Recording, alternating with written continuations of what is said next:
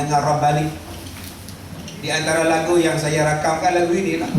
Carilah pasangan hidup betul-betul, oh kawan, bahagia berseri, rumah tangga aman harmoni.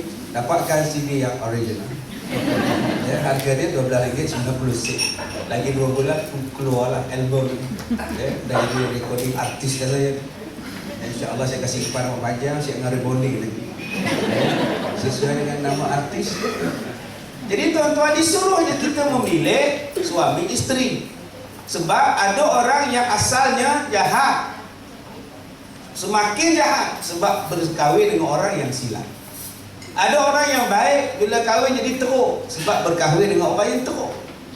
Ada orang yang teruk, bila kahwin jadi baik sebab kahwin dengan orang baik. Ada orang yang baik, lepas kahwin lagi baik sebab berkahwin dengan orang yang baik. Sebab itu disuruh memilih. Kita memilih manusia, kita memilih manusia untuk jadikan kawan. Kita disuruh memilih manusia untuk jadikan teman, teman untuk berbicara, teman untuk berbisnes. Disuruh pilih. Disuruh pilih, inilah yang Islam meletakkan 2 syarat. Tuan-tuan nak kawan dengan siapa pun kawan. Dia tidak melihat kepada warna kulit, ya, gelap atau putih, ya, orang putih atau orang Melayu, dia tak kira. Yang dikira 2 aja, beragama dan berakhlak. Itu yang Islam nilai. Islam tidak melihat kepada gender, Islam tidak melihat kepada warna kulit, ya, Islam tidak melihat kepada white or black. Islam tengok ialah hati kita, agama dia. Yang Islam lihat ialah agama dan akhlak. Nombor 1 yang Islam tengok agama dia. Kalau agama dia Muslim, agama dia bagus, agama dia praktikkan agama dia, maka wali insya-Allah. Agama saja belum cukup, dia mesti letak yang keduanya, dipanggil sebagai akhlak.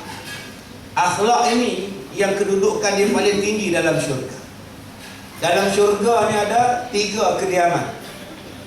Ada 3 step kediaman dalam syurga, 3 level dalam syurga. Level yang pertama bawah sekali. Bawah sekali, tepi bahagian syurga. Jadi untuk siapa yang tepi syurga ni? Untuk golongan yang tidak pernah berbohong. Untuk yang tidak pernah berbohong, Masya Allah. Hari ni berapa kali bohong? Hari ni saja, belum tanya semalam, belum tanya yang bulan lepas, tahun lepas. Hari ni saja berapa kali bohong? Subhanallah. Untuk orang yang tak pernah berbohong, rumahnya dalam syurga bawah sekali, tepi. Yang kedua, tengah-tengah syurga. Yang paling tengah-tengah syurga disediakan untuk orang yang meninggalkan bertengkar, yang tidak mau bertengkar. Walaupun dia boleh bertengkar, walaupun dia boleh bergaduh, tetapi dia tak nak bergaduh, dia mengelakkan pertengkaran. Maka orang macam ini disediakan rumahnya di tengah-tengah syurga. Yang ketiga, rumah yang paling tinggi dalam syurga, high level dalam syurga, ialah untuk orang yang husnul khuluq, untuk orang yang terbaik sekali akhlaknya. Jadi Islam letak yang terbaik sekali perangai, letak tinggi sekali di dalam syurga.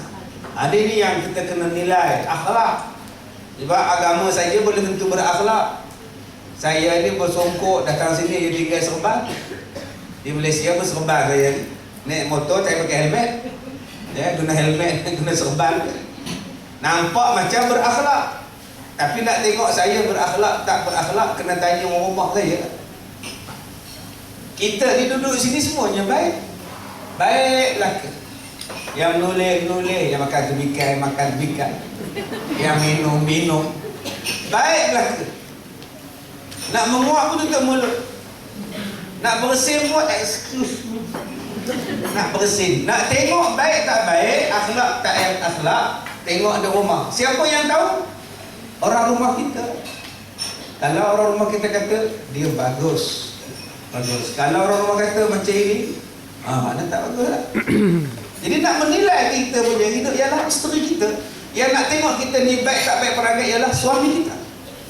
Di sini manusia yang disuruh memilih dengan siapa kita nak berkawan, dengan siapa kita nak bersahabat. 2 ini, manusia yang berakhlak dan manusia yang beragama. Beragama dan berakhlak. Jadi cubaan-cubaan yang datang kepada kita daripada kalangan manusia, Manusia ni tuan-tuan, kita tengok lembu. Kita kata lembu tu bodoh. Bodoh macam lembu. Ya.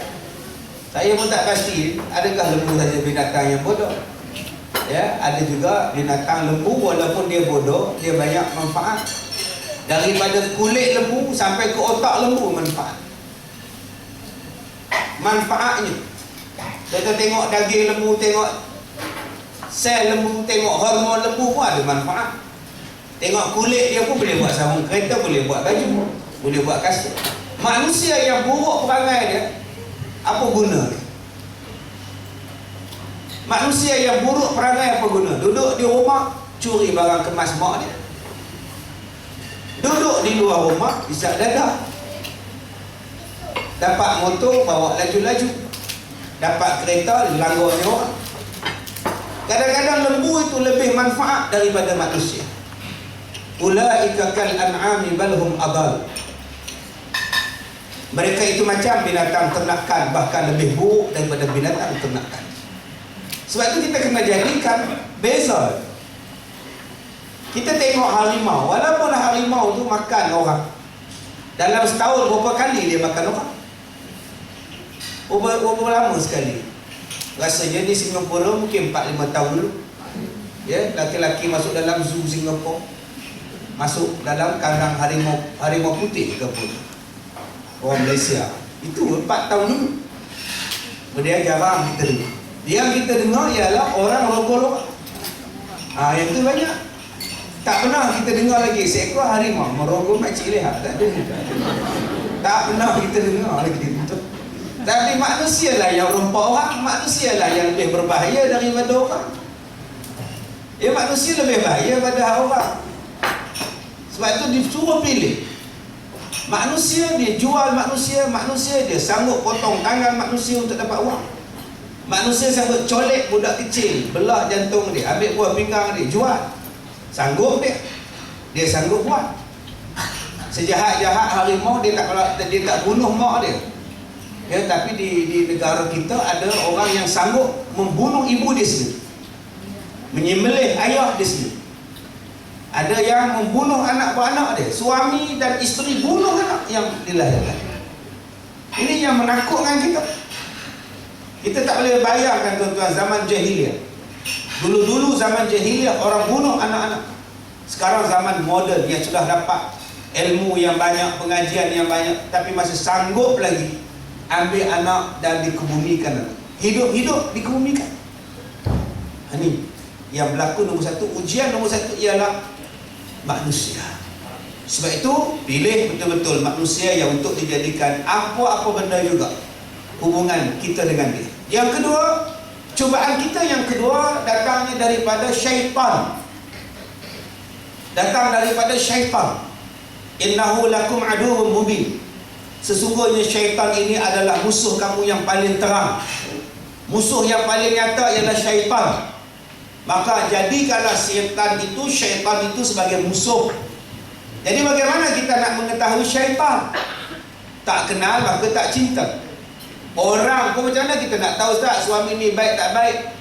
Masa bertunang tu baik, Ustaz.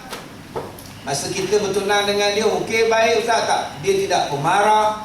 Dia seorang yang tidak kedekut. Tetapi lepas 3 tahun, 2 tahun kahwin, baru tembelang dia pecah, baru belang dia muncul. Rupa-rupanya harimau betul, Ustaz.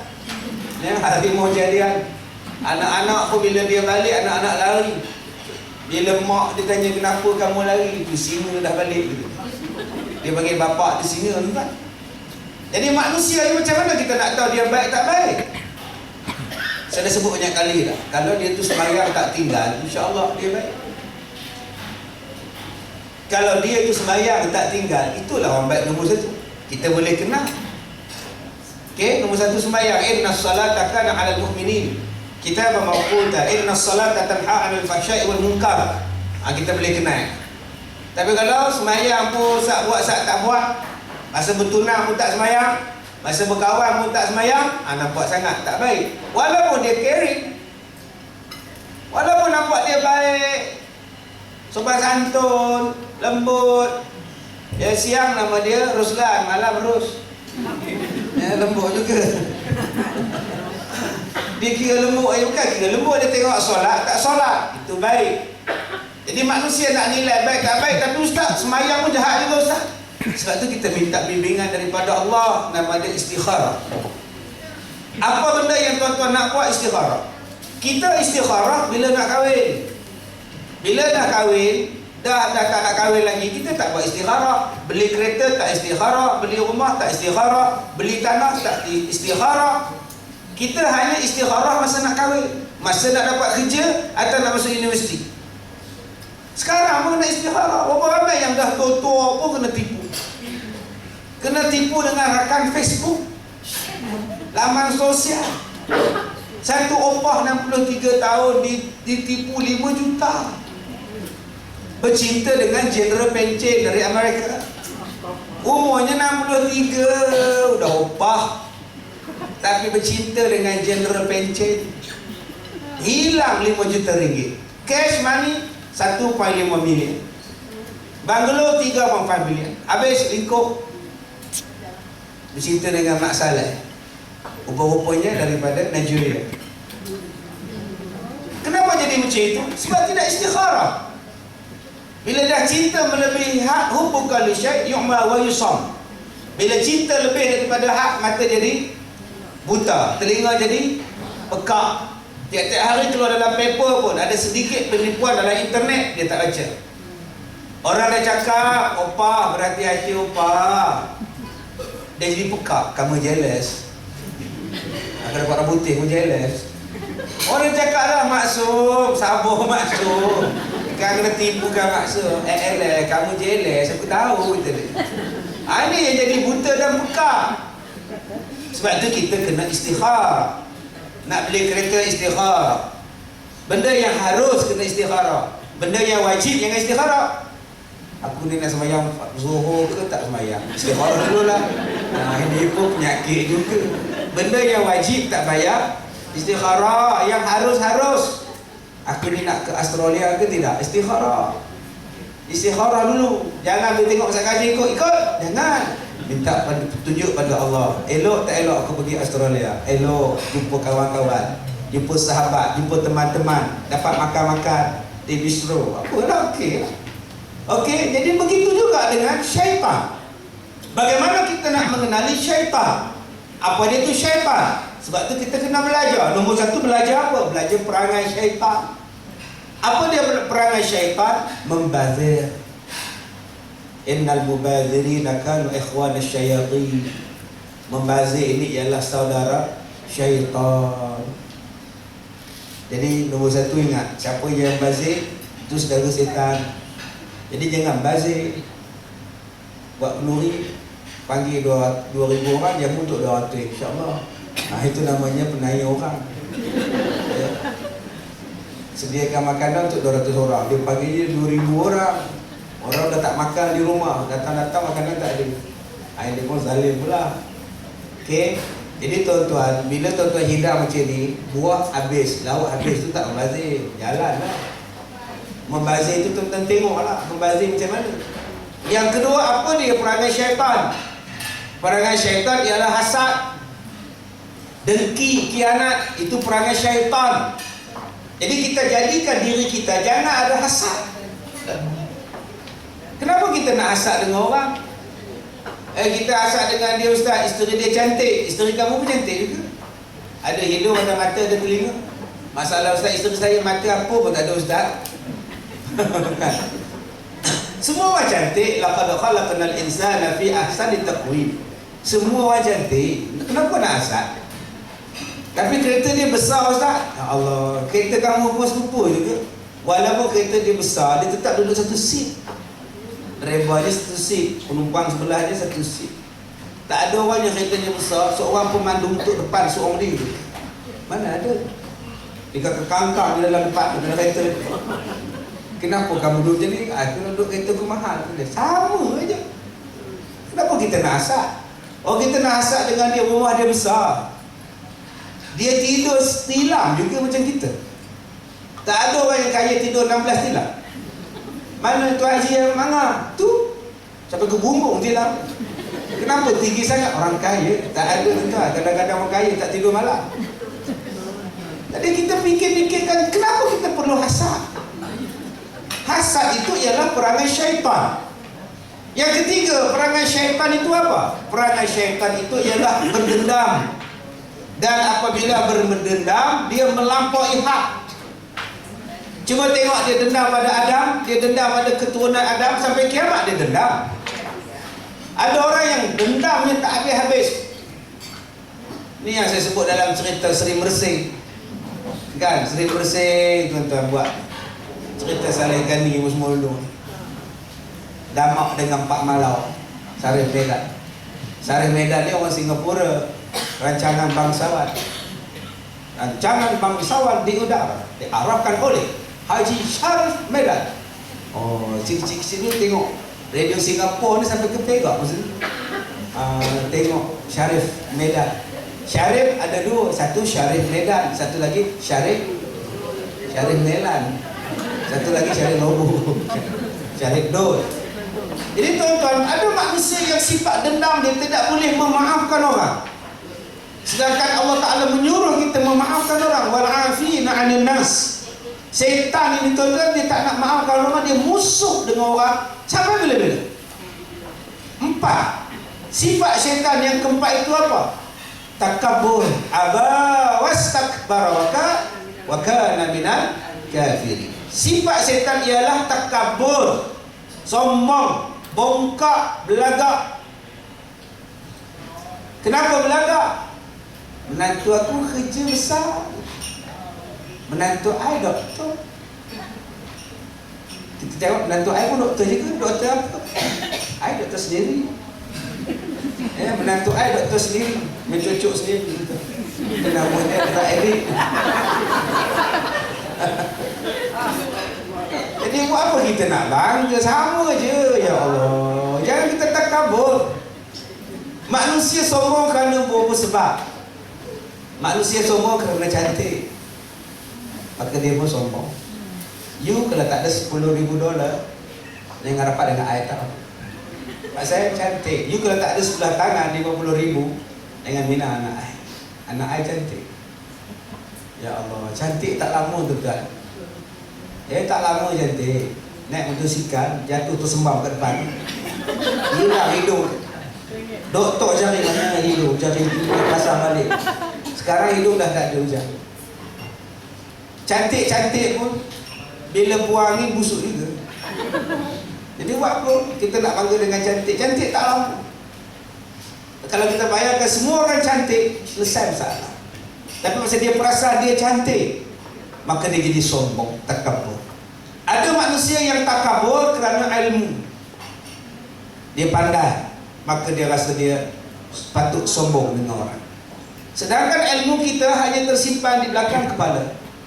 Kita pergi ke bilik air, pergi ke toilet, licin, tersembam ke belakang. Sekarang dah 2 minggu tak ingat. Isteri dia sendiri pun tak ingat. Hilang dengan sekelip mata sebab tersembam ke belakang saja, terlentang ke belakang. Isteri datang, abang, tak kenal ke saya? Kamu siapa? Tak kenal. Profesor. Datang anak pula, ayah tak kenal ke adik ni? Kamu siapa? Datang jiran, Tuan Haji, saya ni jiran awak.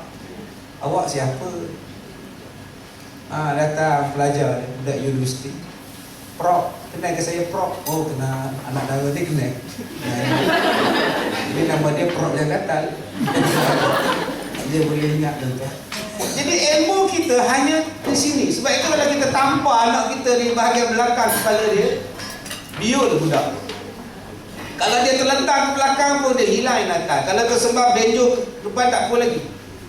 Kalau kita terbelanggol dengan tiang elektrik pun tak apa lagi tuan-tuan. Benjol sini. Tapi kalau di sini hilang ingatan kita. Sebab ilmu kita tersimpan di belakang di sini. Jadi apa sangat dengan ilmu kita? Ada manusia yang sombong kerana harta melimpah.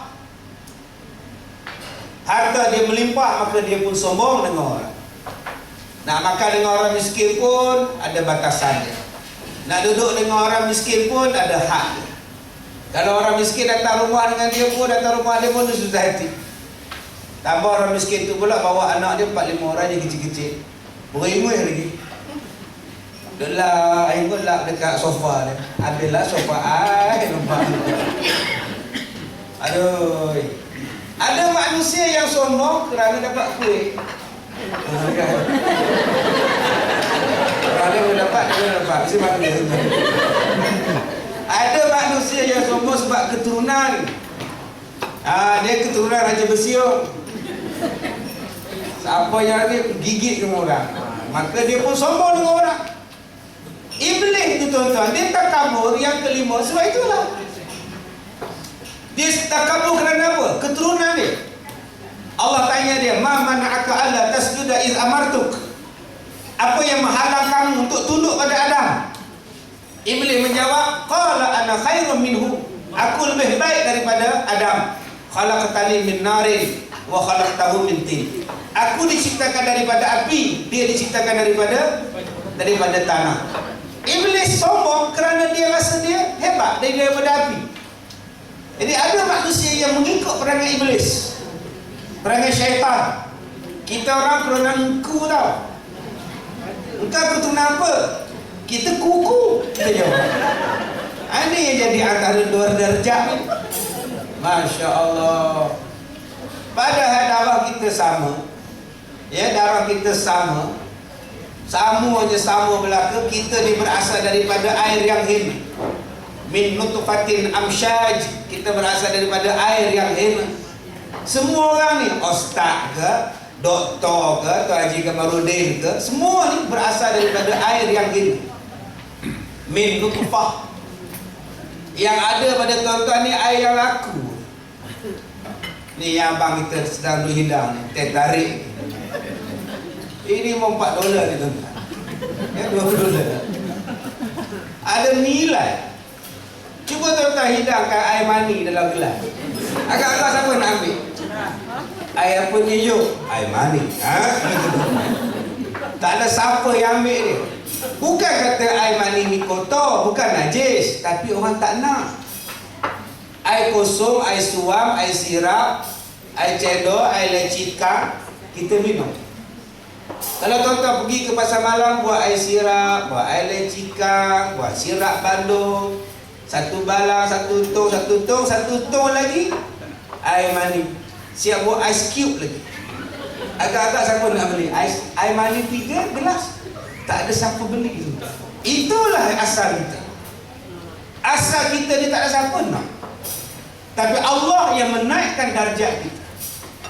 Allah bagi kita akal lebih tinggi daripada haiwan. Allah bagi kepada kita iman lebih tinggi daripada setan. Allah bagi kita nafsu lebih tinggi daripada malaikat. Ini kedudukan kita tinggi. Malaikat pun tak sampai lagi. Sebab itu manusia dia lebih tinggi kedudukan dia. Nabi Muhammad SAW tinggi sekali tuan-tuan. Jibril pun tak boleh masuk ke tempat yang Nabi Muhammad pergi dalam peristiwa Isra wal Mi'raj. Ini kedudukan dia. Tetapi kenapa yang manusia ni dah begitu tinggi darjat, summa radadnahu asfala safilin? Kenapa jatuh serendah-rendahnya, lebih hina daripada binatang? Nampak Allah sebut tu. Summa radadnahu asfala sa. Asfal maknanya tapak kasut kita bawah lagi dia. Kenapa manusia jatuh begitu rendah sekali darjah? Summa radadnahu asfala safilin. Sebab ngikut syaitan, ngikut manusia.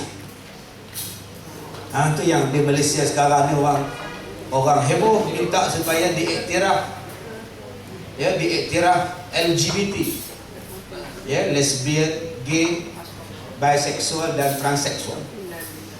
Minta. Yang baru ni datang satu orang daripada Canada, mengaku terang-terang bahawa dia adalah lesbian, orang Islam. Dia mempromosikan, dan orang Malaysia sendiri sokong dengan alasan itu adalah hak asasi, hak asasi manusia. Kenapa nak dihalang perkahwinan lelaki dengan lelaki? Ini hak asasi.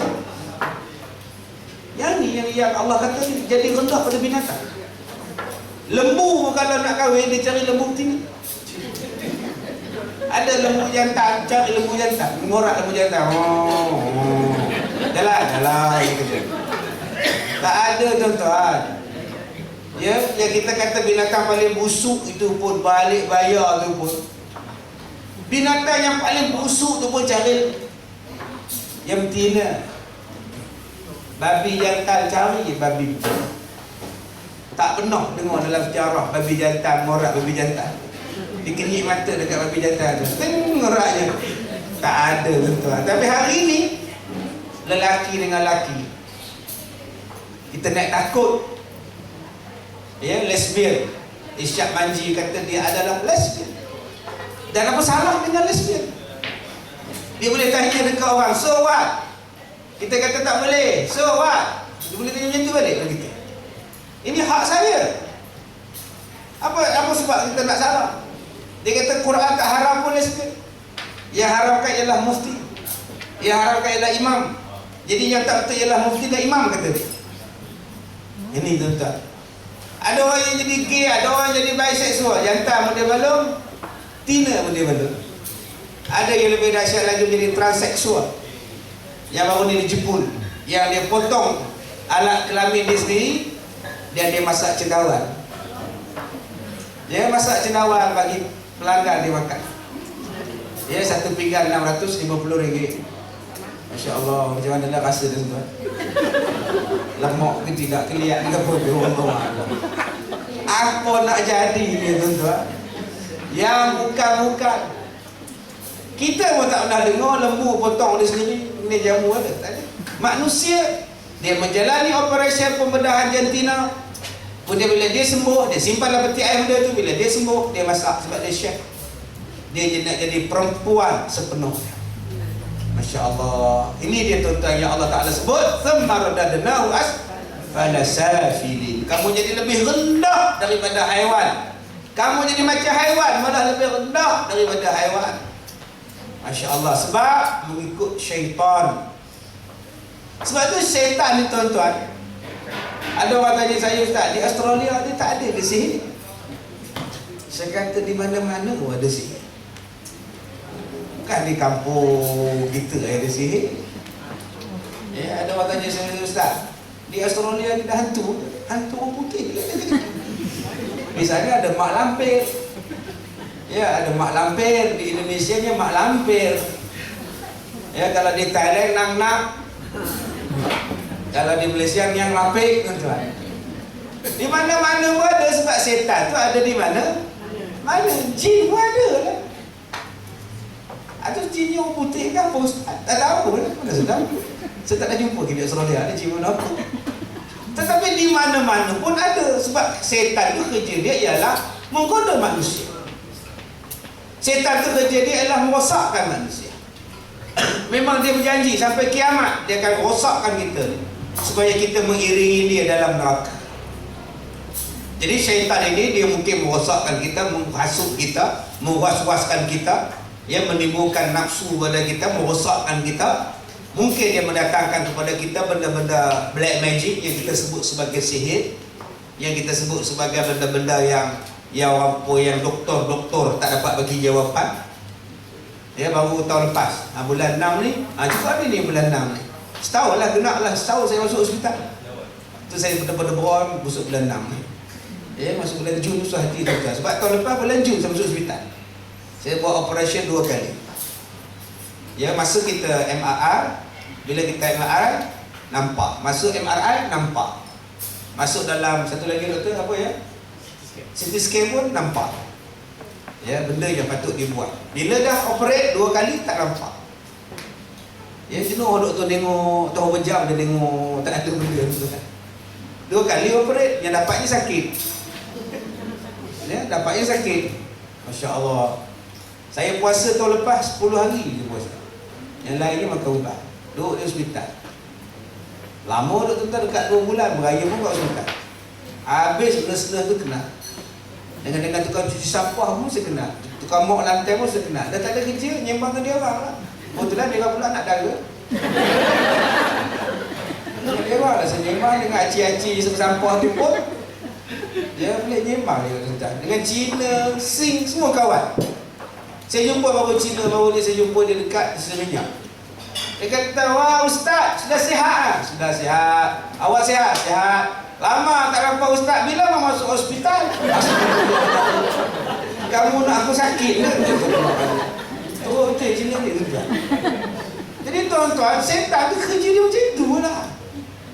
Walaupun kita berada dalam zaman sains dan teknologi, pada sains dan teknologi itu pun setan ada. Sebab tu banyak orang cek dekat isteri dia yang mengandung. Dia tengok dekat monitor skrin. Anak awak ni lelaki ni. Dia duduk kat perut tu tengok. Yang perempuan tu tengok monitor, yang doktor tengok benda tu. Kan? Nampak di situ. Bila keluar-keluar nanti perempuan. Banyak kes macam itu. Dia marah balik ke doktor. Doktor tipu kata dia. Sebab kadang-kadang dia berada di situ. Kadang-kadang dia berada pada CT scan. Dia nampakkan satu benda yang patut dibedah. Bila doktor buka, tak ada. Ni yang doktor kadang-kadang naik pening. Jadi setan tu kerja setan. Setan ni ada di mana-mana, tuan-tuan. Jadi tujuan dia nak menyesatkan kita. Tuan-tuan duduk di Australia ni pun sakit. Sakit bila jumpa dengan ustaz ke, bomo mana ke, dia kata saka. Dia saka dia. Tok nenek awak berhantu. Ini semua tok nenek dia saja. Kesian kita dah tuduh tok nenek kita. Tok nenek dah mati. Kenapa kita nak tuduh dia? Dia tak boleh jawab. Tok awak dulu, nenek awak dulu, opah awak dulu bela hantu raya. Nak buat benda apa ni? Dia bela. Sekarang benda tu dah tak ada benda tuan. Dia cari awak sekarang ni. Apa yang saya pula? Mana saya tahu? Dia minat kat awak lah. Tak guna punya nenek bela 3 orang.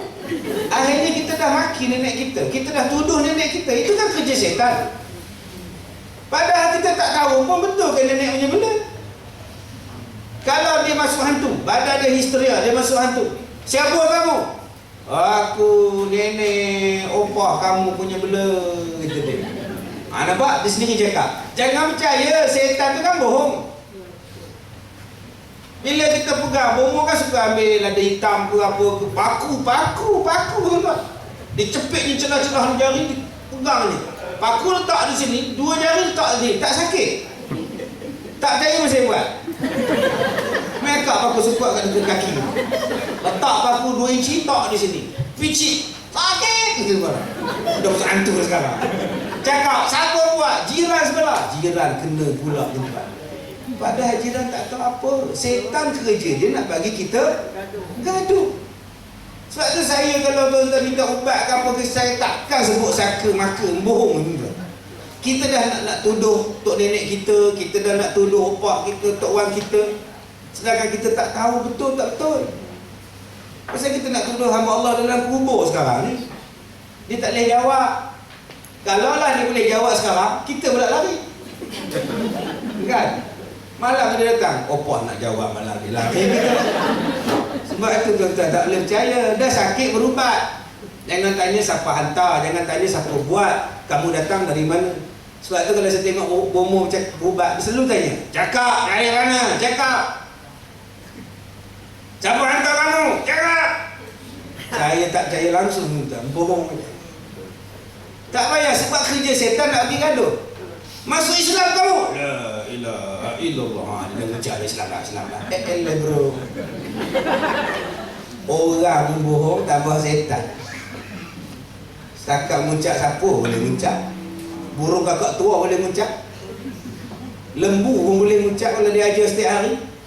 Tengok tadi kita masuk zoo, apa nama kita tadi. Ya, anak kambing tu boleh ajar boleh pandai. Anjing dia ajar pun boleh pandai. Billy stop. Nama anjing dia Billy Jack semua jadi boleh. Kalau anjing tu dilatih setiap hari pun pandai, tambah manusia, tambah iblis. Sebab tu saya minta pada tuan-tuan, itu kerja iblis. Ya, walaupun kita duduk di mana-mana pun dia tak ada gitu. Di mana-mana pun dia ada. Walaupun kita di Australia ke, di Mekah ke, di Mekah pun ada. Sebab tu kerja jin, kerja setan. Ya, kerja iblis.